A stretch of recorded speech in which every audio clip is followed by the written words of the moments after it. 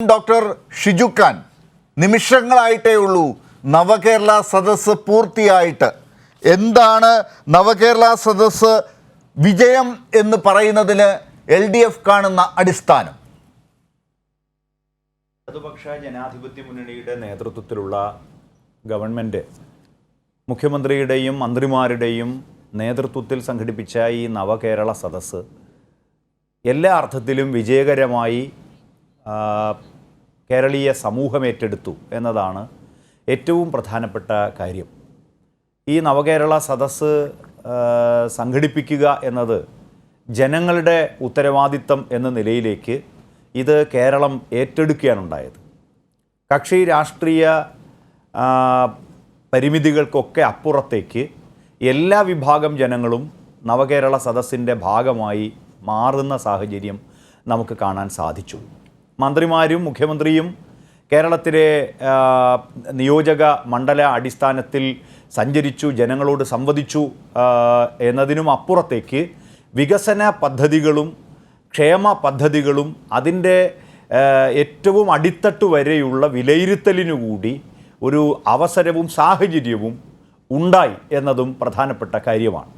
അതോടൊപ്പം ജനങ്ങളുടെ നിവേദനങ്ങൾ, അവർ മുന്നോട്ട് വയ്ക്കുന്ന അവരുടെ അടിസ്ഥാനപരമായ അവരിനിയും മുന്നോട്ട് വയ്ക്കുന്ന ആവശ്യങ്ങൾ, ഇതിനോടൊക്കെ ഏറ്റവും ക്രിയാത്മകമായി പ്രതികരിക്കുന്ന ഒരു ഗവൺമെൻറ് ആണ് കേരളത്തിലുള്ളത് എന്ന് വീണ്ടും വീണ്ടും ജനങ്ങൾക്ക് ബോധ്യപ്പെടുകയാണ്. പ്രത്യേകിച്ചും അവിടെ എത്തുന്ന നിവേദനങ്ങൾക്ക് കൃത്യമായ സമയം നൽകിക്കൊണ്ട് അത് പരിഹരിക്കാനാവശ്യമായ നിലപാട് സ്വീകരിക്കുന്നു. അതിൻ്റെ അടിസ്ഥാനത്തിൽ വിവിധങ്ങളായ വകുപ്പുകളെ ഏകോപിപ്പിച്ചുകൊണ്ട് ഈ നവകേരള സദസ്സിൻ്റെ ലക്ഷ്യം ജനങ്ങളിലേക്ക് എത്തിക്കാൻ സാധിക്കുന്നു. അതുകൊണ്ട് തന്നെ ഇത് ആരംഭിച്ച ദിവസം മുതൽ ഇന്ന് ഇപ്പോൾ വട്ടിയൂർക്കാവിൽ അത് എത്തിച്ചേർന്നിരിക്കുന്ന സന്ദർഭം വരെ ഏത് ഘട്ടം പരിശോധിച്ചാലും കേരളത്തിലെ പ്രതിപക്ഷമോ അല്ലെങ്കിൽ പ്രതിപക്ഷത്തിലെ തന്നെ കോൺഗ്രസ് അടക്കമുള്ള പാർട്ടികൾ മുന്നോട്ട് വയ്ക്കുന്ന ഏതെങ്കിലും ഒരു വിമർശനത്തെ ജനം സ്വീകരിച്ചു എന്ന് നമുക്കൊരു ഘട്ടത്തിലും പറയാൻ കഴിയുകയില്ല. എന്ന് മാത്രമല്ല, ചിലയിടങ്ങളിലൊക്കെ നടന്ന ഈ കരിങ്കൊടി പ്രതിഷേധം അല്ലെങ്കിൽ ഒറ്റപ്പെട്ട നിലയിൽ നടത്തിയിട്ടുള്ള കരിങ്കൊടി പ്രതിഷേധങ്ങൾ, പിന്നെ സംഘർഷം സൃഷ്ടിക്കാനുള്ള കോൺഗ്രസിൻ്റെയും യൂത്ത് കോൺഗ്രസിൻ്റെയും ഒക്കെ ശ്രമങ്ങൾ, ഇതിനെ വളരെ സംയമനപൂർവ്വം ജനങ്ങൾ തീർച്ചയായിട്ടും അതിനെ നേരിടുകയുണ്ടായി. ഇടതുപക്ഷ ജനാധിപത്യ മുന്നണിയുടെ പ്രവർത്തകർ അതിനെ സംയമനപൂർവ്വം നേരിടുകയുണ്ടായി. അപ്പോൾ സംഘർഷങ്ങൾ ഉണ്ടാക്കാനും കലാപാന്തരീക്ഷം ഉണ്ടാക്കാനും ഒക്കെ ശ്രമിച്ച കോൺഗ്രസിൻ്റെ യൂത്ത് കോൺഗ്രസിൻ്റെ നിലപാടുകളെ അടക്കം ജനങ്ങൾ തള്ളിക്കളഞ്ഞിരിക്കുന്നു എന്നതുകൂടി പ്രത്യേകമായിട്ട് നാം ഇവിടെ കാണേണ്ടതുണ്ട്. KSUവും യൂത്ത് കോൺഗ്രസും കേരളത്തിലെ പ്രതിപക്ഷ നേതാവ് ശ്രീ VD സതീശൻ്റെ കലാപ ആഹ്വാനങ്ങളും എല്ലാം ചേർന്ന് വലിയ ഒരു കലാപമാണ് യഥാർത്ഥത്തിൽ പിന്നെ കോൺഗ്രസ് വിഭാവന ചെയ്തതെങ്കിൽ ജനങ്ങൾ ഒറ്റക്കെട്ടായി ഇത്തരം നീക്കങ്ങളെ മുഴുവൻ പരാജയപ്പെടുത്തി എന്ന് തന്നെയാണ് ഈ നവകേരള സദസ്സിൻ്റെ വിജയത്തെ മുൻനിർത്തി നമുക്ക് വിലയിരുത്താൻ സാധിക്കും. ഡോക്ടർ ഷിജു ഖാൻ, ഈ യൂത്ത് കോൺഗ്രസ് KSU എന്നതൊക്കെ ഈ നവകേരള സദസ്സിന് തൊട്ട് മുൻപ് വരെ എവിടെയായിരുന്നു എന്ന് ചോദിച്ചവരൊക്കെ ഉണ്ട്.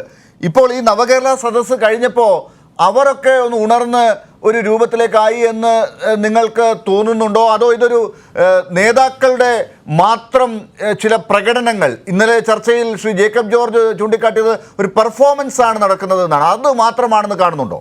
ഇപ്പോൾ ഏത് പിന്നെ വിദ്യാർത്ഥി സംഘടനയും യുവജന സംഘടനയും സ്വതന്ത്രമായോ അല്ലെങ്കിൽ ജനാധിപത്യപരമായോ ഒരു അഭിപ്രായമോ അവരുടെ പിന്നെ സമരങ്ങളോ ഒന്നും പിന്നെ ജനാധിപത്യ സമൂഹത്തിൽ പിന്നെ അതൊന്നും പാടില്ല എന്നൊരു അഭിപ്രായമൊന്നും നമുക്കാർക്കും ഇല്ല. പക്ഷേ എന്തിനാണ് യൂത്ത് കോൺഗ്രസും KSUവും ഈ നവകേരള സദസ്സിൻ്റെ പശ്ചാത്തലത്തിൽ സമരരംഗത്തേക്ക് കടന്നു വരുന്നത്? എന്താണതിന് കാരണം? എന്താണ് അവരുടെ വിമർശനം എന്താണ്? ഈ നവകേരള സദസ്സ് കാസർഗോഡ് നിന്ന് വട്ടിയൂർക്കാവിൽ എത്തിയിട്ടും ഇതുവരെയും ഒരു യൂത്ത് കോൺഗ്രസിൻ്റെയോ KSUവിൻ്റെയോ നേതാക്കന്മാർക്ക് വിശദീകരിക്കാൻ കഴിയുന്നില്ല. എന്താണ് ഞങ്ങളുടെ വിമർശനം, എന്താണ് ഞങ്ങൾക്കിതിനോടുള്ള പിന്നെ എതിർപ്പ് എന്തുകൊണ്ടാണ്? ഇത് പറയണം. ഇതൊരിടത്തും ഇവർ പറയുന്നില്ല. രണ്ട്, നവകേരള സദസ്സിലേക്ക് ഒഴുകിയെത്തുന്ന ജനലക്ഷങ്ങൾ തീർച്ചയായിട്ടും യൂത്ത് കോൺഗ്രസിനെയും അവരുടെ ഭാഗമായി നിൽക്കുന്നവരെയും വിരളി പിടിപ്പിച്ചിരിക്കുകയാണ്.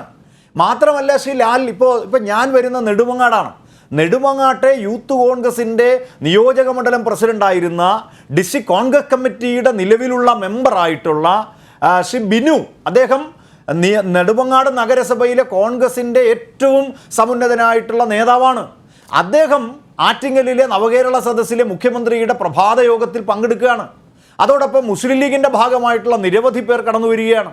UDFിൻ്റെ ഭാഗമായിട്ടുള്ള കോൺഗ്രസിൻ്റെ പ്രാദേശിക നേതൃത്വത്തിൻ്റെ ഭാഗമായി നിൽക്കുന്നവർ, ജില്ലയുടെ പ്രധാനപ്പെട്ട ആളുകൾ ഇത് കടന്നു വരികയാണ്. കാരണം ഇത് സംഘടിപ്പിക്കുന്നത് ഗവൺമെൻറ്റാണ്.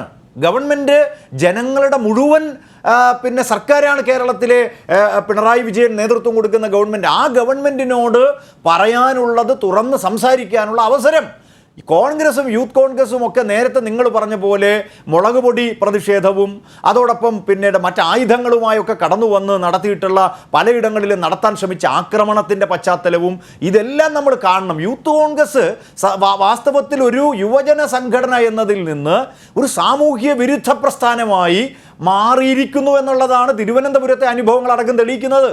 ഇത് സമരമല്ല ഇവർ ചെയ്യുന്നത്. ഇപ്പോൾ ആറ്റിങ്ങലിൽ അവിടുത്തെ മുനിസിപ്പൽ സ്റ്റാൻഡിംഗ് കമ്മിറ്റി ചെയർമാൻ്റെ വീടിന് നേരായി ആക്രമണം നടത്തുന്നു. അതോടൊപ്പം RSSും BJPയും വെഞ്ഞാറമൂട്ടിൽ DYFI പ്രവർത്തകന്റെ വീടിന് നേരായി ആക്രമണം നടത്തുന്നു. VD സതീശനാണ് ആഹ്വാനം കൊടുക്കുന്നത്, അടിക്കണമെന്ന് പരസ്യമായി ആഹ്വാനം കൊടുക്കുകയാണ്. ഈ കേരളത്തിലെ പ്രതിപക്ഷ നേതാക്കന്മാരുടെ ചരിത്രത്തിൽ ഇത്ര വലിയ അപമാനം സഹിക്കേണ്ടത് കേരളത്തിലെ ജനങ്ങൾ ചിന്തിക്കുകയാണ്. ഇങ്ങനെ ഒരു പ്രതിപക്ഷ നേതാവ് പരസ്യമായി യുദ്ധത്തിന് ആഹ്വാനം ചെയ്യുന്നത് പോലെ തൻ്റെ അണികളോട് അടിക്കാനും ആക്രമിക്കാനും ആഹ്വാനം, ഇത് കേരളത്തിന് അപമാനമാണ് ഇങ്ങനെ ഒരു പ്രതിപക്ഷ നേതാവ്. ഞാൻ ആ പദവിയെ ബഹുമാനിച്ചുകൊണ്ട് തന്നെ ശ്രീ VD സതീശൻ അങ്ങേയറ്റം അപക്വമായി ഇരുന്നാണ് അവിടെ തൻ്റെ നിലപാടുകൾ വിശദീകരിക്കുന്നത്. വാസ്തവത്തിൽ മുതിർന്ന സമാദരണീയരായ ഏതെങ്കിലും കോൺഗ്രസ് നേതാക്കന്മാർക്ക് തിരുത്താൻ കഴിയുമെങ്കിൽ ഇപ്രകാരമുള്ള ആക്രോശ പ്രകടനങ്ങളെ VD സതീശൻ്റെ ഈ നിലപാടിനെ അവർ തിരുത്തുകയാണ് അഭികാമ്യം. ശരി.